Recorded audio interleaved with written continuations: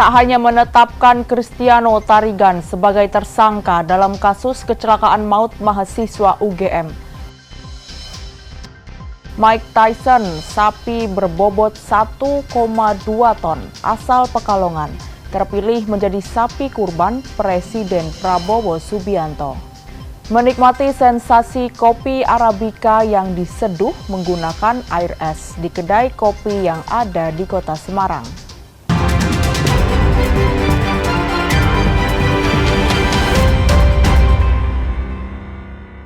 Saudara, bagaimana kabar Anda? Semoga selalu sehat. Selain 3 informasi tadi, sejumlah informasi menarik lainnya akan kami hadirkan untuk melengkapi Kompas Jateng pagi ini. Selama 30 menit ke depan, Kompas Jateng menyajikan informasi independen dan terpercaya seputar Semarang, Jawa Tengah, dan Yogyakarta bersama saya, Novelia Hasanah.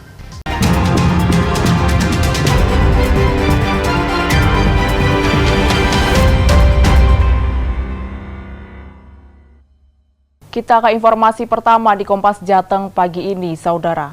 Selain menetapkan Cristiano Tarigan sebagai tersangka tunggal dalam kasus kecelakaan lalu lintas yang menewaskan mahasiswa Fakultas Hukum UGM, Argo Eriko Afandi, polisi juga menetapkan seorang tersangka baru dalam kasus perintangan penyidikan karena berupaya mengaburkan barang bukti.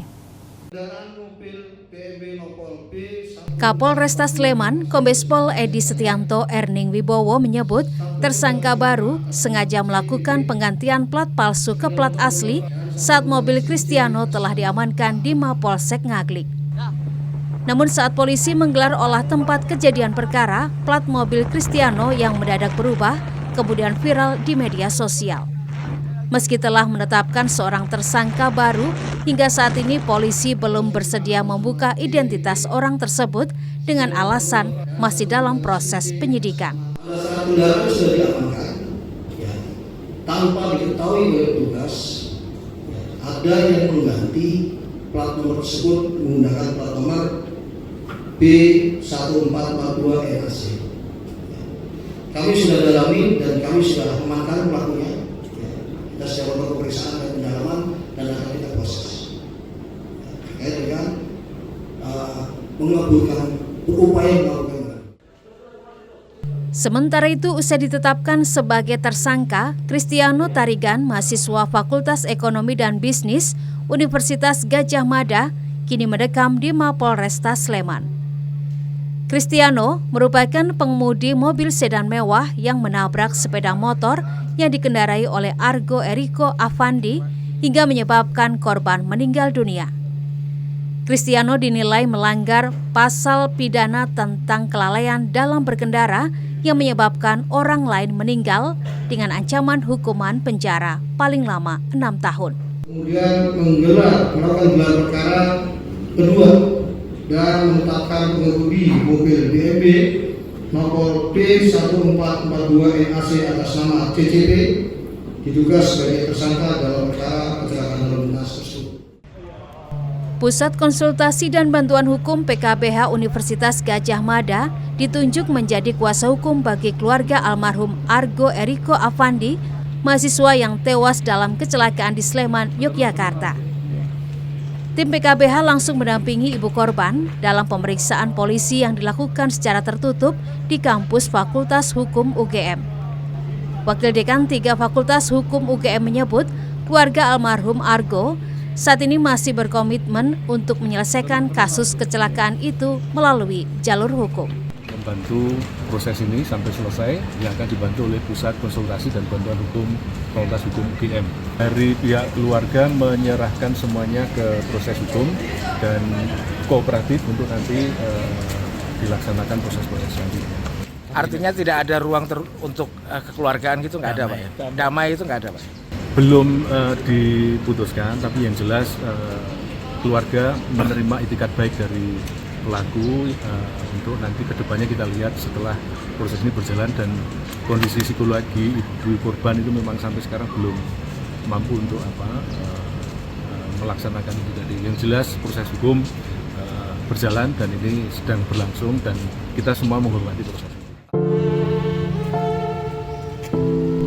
Ungkapan duka cita terus mengalir bagi Argo, mahasiswa Fakultas Hukum UGM yang meninggal dalam kecelakaan lalu lintas di Sleman, Yogyakarta. Sejumlah mahasiswa terus berdatangan dan meletakkan bunga di bawah patung Dewi Keadilan di halaman Fakultas Hukum UGM. Aksi peletakan bunga dilakukan sebagai bentuk simpati atas meninggalnya Argo. Michael Aryawan, Kompas TV, Sleman, Yogyakarta. Kita beralih ke sorotan lainnya, Saudara. Presiden ke-7 Republik Indonesia, Joko Widodo, menanggapi hasil survei indikator soal ijazah. Jokowi menyebut jika masyarakat masih memiliki logika yang sehat. Lembaga Survei Indikator merilis hasil survei tentang respon masyarakat terhadap kasus ijazah Presiden ke-7 Joko Widodo. Hasilnya sebanyak 66,9% responden tidak percaya jika Jokowi memalsukan ijazah. Bahkan di kalangan responden yang mengetahui kasus ijazah ini, hasilnya adalah 69,9% tidak percaya Jokowi memalsukan ijazah. Menanggapi hal ini, Jokowi mengatakan jika masyarakat masih memiliki logika yang sehat. Ya, masyarakat memiliki logika dan penalaran yang sehat. Memiliki logika dan penalaran yang sehat. Artinya itu. Karena logikanya memang nggak masuk. Saya kira 68% ya, menyampaikan ketidakpercayaannya.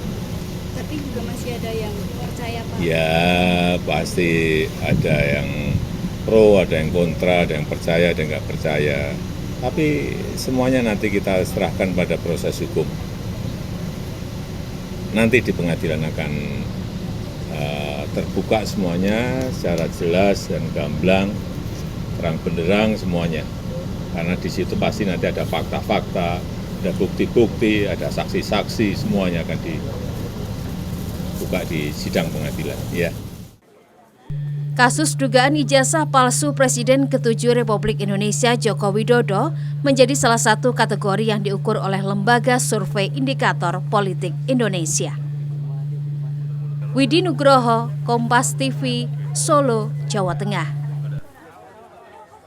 Yang juga menjadi sorotan pagi ini, Saudara, kebijakan penurunan jumlah kuota jalur domisili untuk murid baru pada SPMB 2025 disambut baik oleh sekolah negeri favorit di Kota Semarang.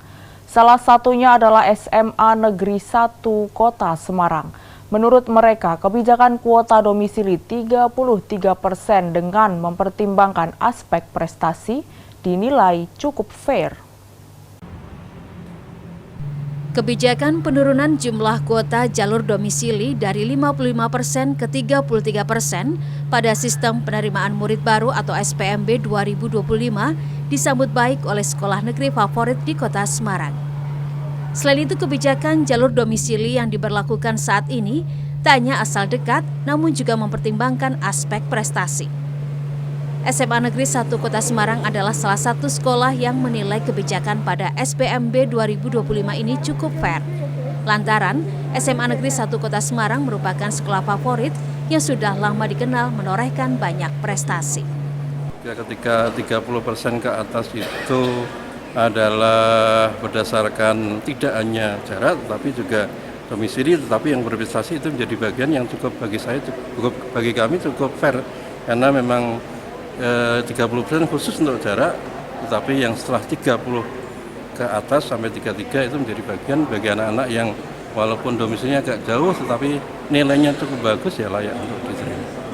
Berarti tidak asal dekat ya, Pak ya? Iya, tidak asal dekat. Jadi yang asal dekat itu tetap dikasih porsi 30%, sedangkan yang 30% ke atas itu sudah mulai bertarung nilai, seperti itu.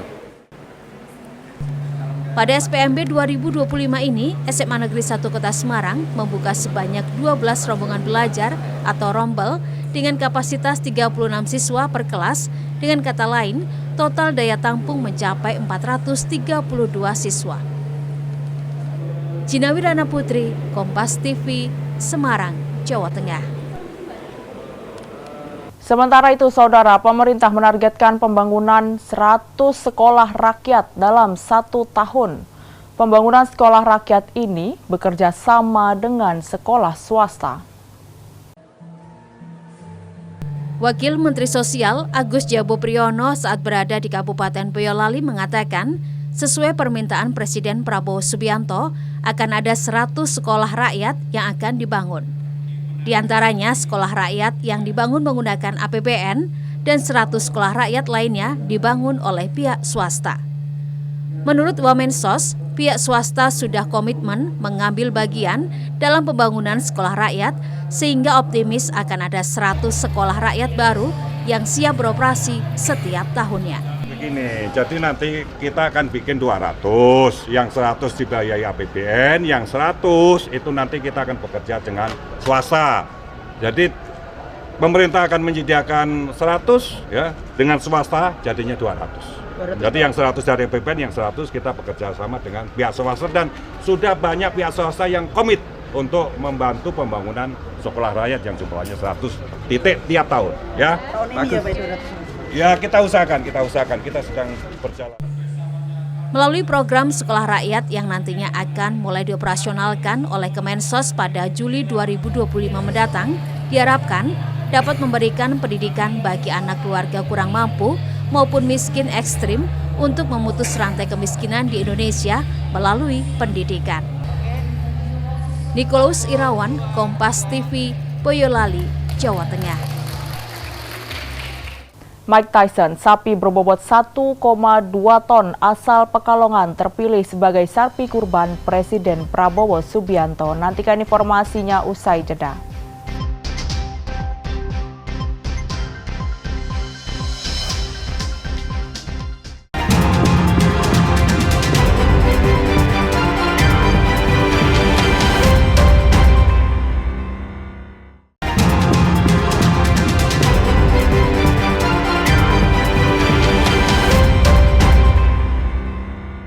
Masih di Kompas Jateng bersama saya, Novelia Hasanah. Menjelang Idul Adha di Kabupaten Banyumas, Jawa Tengah, marak terjadi kasus pencurian hewan ternak kambing. Sejumlah kambing peliharaan warga hilang dicuri, bahkan beberapa di antaranya adalah kambing yang sudah dipesan pembeli untuk digunakan sebagai hewan kurban. Warga di Kecamatan Baturaden, Kabupaten Banyumas, Jawa Tengah dibuat geram dengan ulah para pencuri ternak kambing yang terjadi dalam beberapa hari terakhir.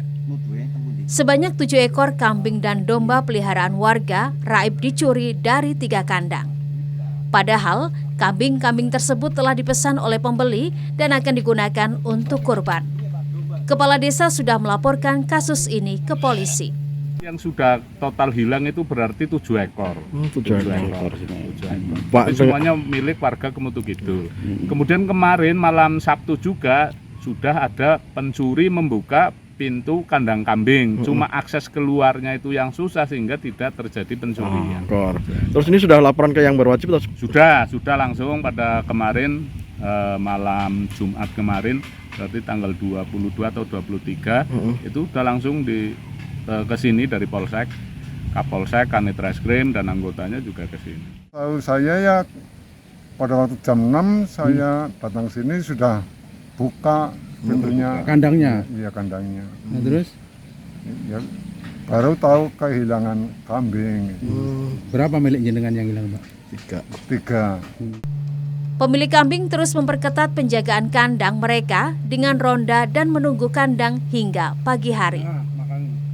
Bayu Nur Sasongko, Kompas TV, Banyumas, Jawa Tengah.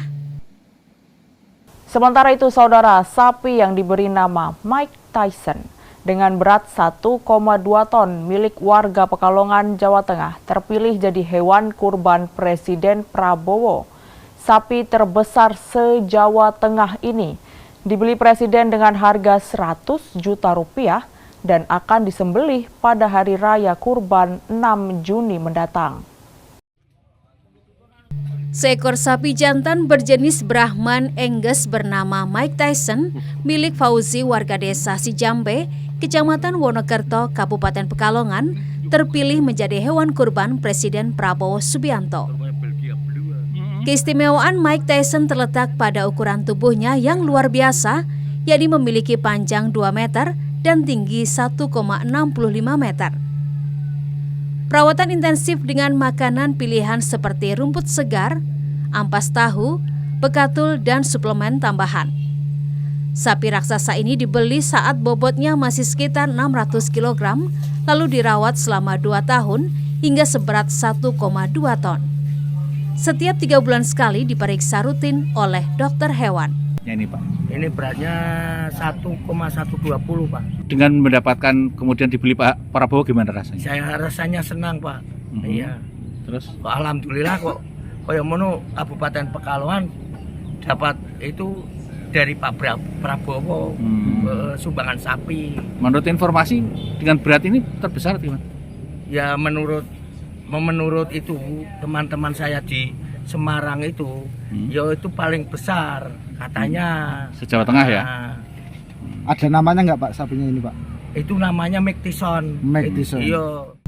Pemilihan Mike Tyson sebagai hewan kurban Presiden melalui proses seleksi ketat. Awalnya ada 3 sapi yang diusulkan. Setelah dilakukan pemeriksaan fisik dan kesehatan, akhirnya dipilih 1 ekor terbaik. Dari hasil uji laboratorium, Mike Tyson dinyatakan bebas dari penyakit dan dalam kondisi sangat sehat. Tidak ada cacing hati dan tidak ditemukan luka atau masalah fisik lainnya. Ditetapkan oleh Sekretariat Presiden sapinya Pak Fauzi untuk dijadikan bantuan Presiden, kita langsung ambil feses. Dicek di Balai Veteriner Semarang, dan alhamdulillah sapi ini bebas dari cacing hati. Dan untuk luka-luka dengan Pak Dokter Mumuk langsung kita obati, lalat juga, pakai disalek dan lain sebagainya. Kondisinya berarti sehat, bagus ya? Sehat, bagus. Ini biasanya kalau feses kebanyakan banyak cacing hatinya, ini alhamdulillah sehat. Sapi berbobot 1,2 ton seharga 100 juta rupiah ini akan disembelih sebagai hewan kurban Presiden Prabowo Subianto di Masjid Al-Muhtaram, Pekalongan. Ari Himawan, Kompas TV, Pekalongan, Jawa Tengah. Kita beralih ke informasi lainnya, Saudara. Lanut Adi Sumarmo bersama warga sekitar memanen sayur kangkung sebagai wujud ketahanan pangan di Kabupaten Boyolali, Jawa Tengah. Panen kangkung mencapai 1.100 ikat atau seberat 235 kg untuk menunjang kebutuhan sayur pada dapur SPPG Lanut Adi Sumarmo.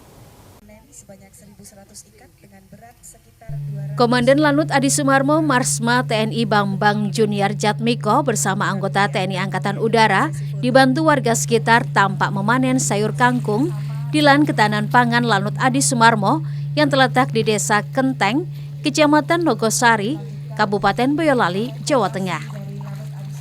Komandan Lanut Adi Sumarmo Marsma TNI Bambang Junior Jatmiko bilang, Lanut Adi Sumarmo memiliki kompi ketahanan pangan yang bertujuan menunjang program pemerintah, salah satunya ketahanan pangan dan dapur SPPG. Sayuran yang dipanen akan dimasak untuk makan bergizi gratis bagi siswa sekolah. Panen kangkung saat ini sebanyak 1.100 ikat yang jika dimasak untuk makan bergizi gratis cukup untuk 3.012 siswa. Panen pada minggu ini jadwalnya adalah kangkung. Kangkung ini merupakan salah satu varian dari peleton pertanian. Kompi ketahanan pangan ini dapat mensuplai kebutuhan dari SPPG atau Satuan Pelayanan Pemenuhan Gizi milik BGN yang ada di Lanut Adi Sumarmo. Jadi ini adalah program Lanut Adi Sumarmo yang mendukung program pemerintah yang ketiga, di mana yang pertama yaitu Lanut Adi Sumarmo telah memiliki dapur makan bergizi gratis yaitu SPPG. Yang kedua melaksanakan program SPPI yaitu Sarjana Penggerak Pembangunan Indonesia, ada 800 siswa di Lanut Adi Sumarmo yang saat ini sedang kita didik, di mana bulan Juli nanti dilantik untuk mengawaki SPPG yang tersebar di seluruh Indonesia. Yang ketiga, program pemerintah yang kita laksanakan adalah program ketahanan pangan ini. Sementara itu, total lahan yang dikelola Lanut Adi Sumarmo untuk ketahanan pangan mencapai 77 hektar, terdiri dari lahan pertanian, mulai aneka jenis sayuran hingga tanaman padi, kemudian peternakan seperti kambing, ayam, ikan air tawar nila, dan lele, serta greenhouse. Nicholas Irawan, Kompas TV, Boyolali, Jawa Tengah. Menikmati sensasi kopi Arabica yang diseduh dengan air es di Kota Semarang. Nantikan informasinya usai jeda.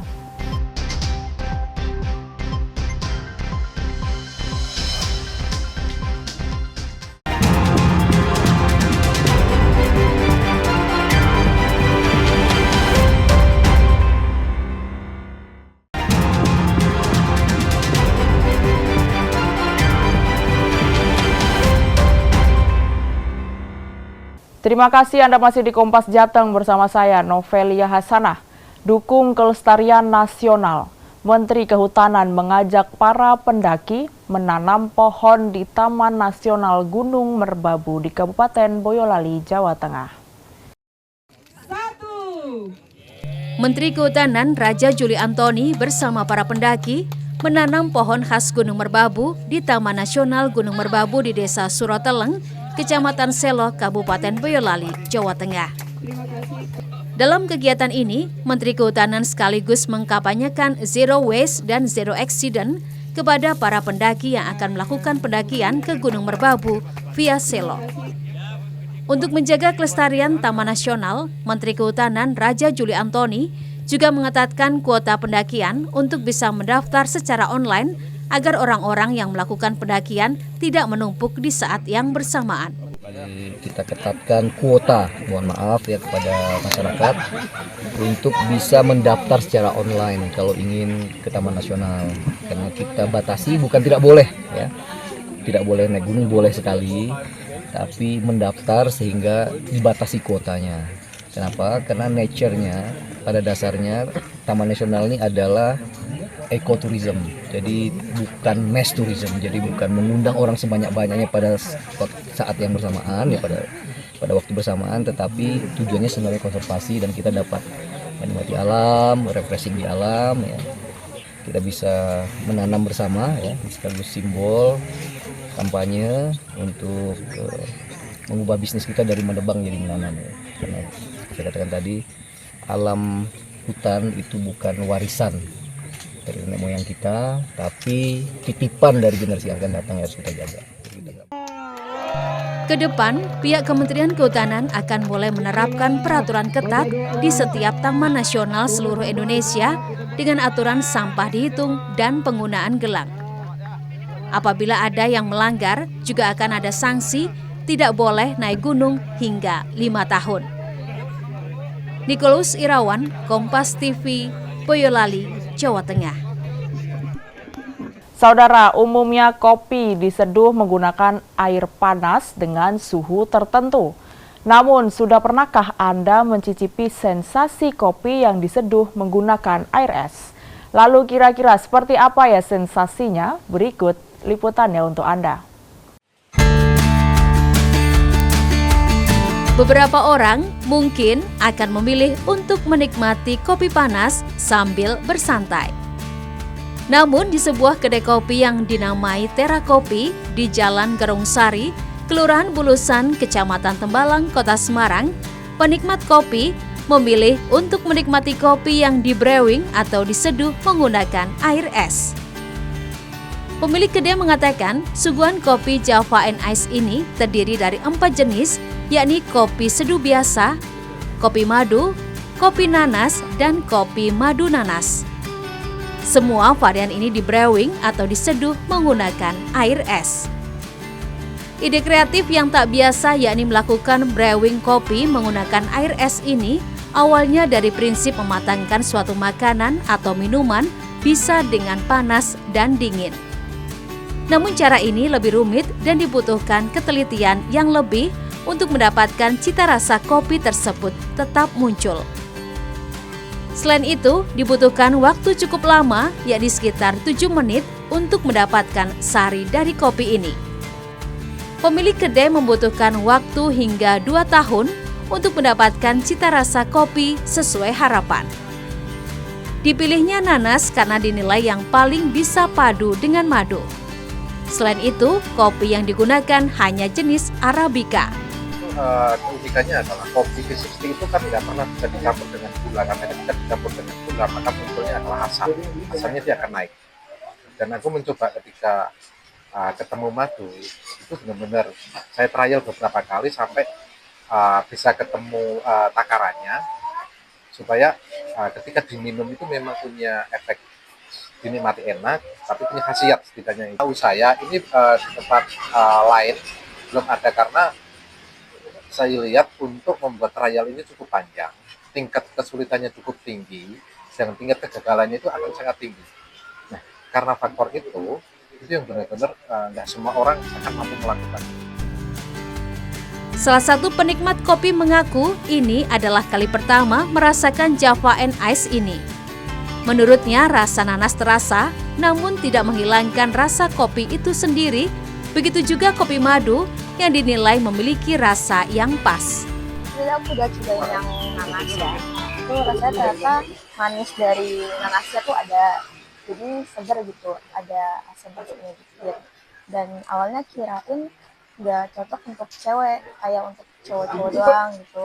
Tapi ternyata bisa diterima kalau untuk cewek, dan pasti suka sih karena ada sensasi segernya gitu.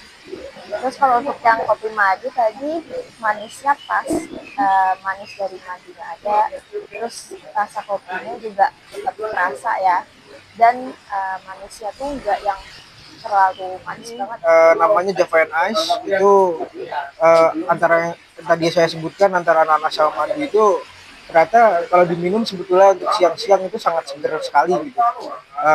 Sayangnya ini lagi kondisi hujan, mungkin kalau lagi kondisi panas itu rasanya cocok banget gitu, apalagi saya ngerjain tugas ya, mungkin kalau hujan gini dingin-dingin minum ini harus sambil ngerjain tugas itu bakal lebih cocok banget. Suasananya dingin, otaknya panas gitu kan. Bagaimana? Apakah Anda tertarik untuk mencoba sensasi kopi Java and Ice? Anda bisa ke kedai yang dibuka mulai pukul 9 pagi. Untuk menikmati secangkir kopi Java and Ice ini, Anda hanya merogoh kocek Rp25 hingga Rp30.000. Prahayuda Febrianto, Kompas TV, Semarang, Jawa Tengah. Informasi tadi sekaligus mengakhiri Kompas Jateng hari ini. Saya Novelia Hasanah, mewakili kerabat kerja yang bertugas mengucapkan terima kasih atas perhatian Anda. Selamat mengikuti acara kami selanjutnya di Kompas TV Independen Terpercaya. Sampai jumpa.